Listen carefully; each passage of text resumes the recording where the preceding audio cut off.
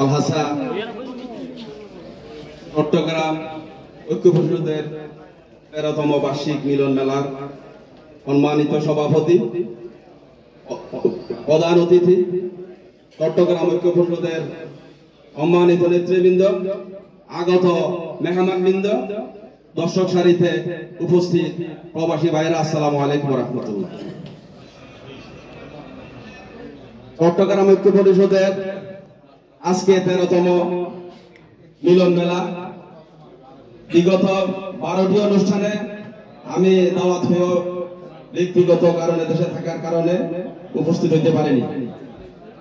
আলহামদুলিল্লাহ এবার এখানে থাকার কারণে আজকে উপস্থিত হতে পেরে আমি নিজেকে আনন্দিত, গর্বিত মনে করতেছি। এবং যারা আমাকে এখানে আসার সুযোগ করে দিয়েছে, 2-4টি করে দিয়েছেন, তাদের প্রতি আমি আন্তরিক কৃতজ্ঞতা ও ধন্যবাদ।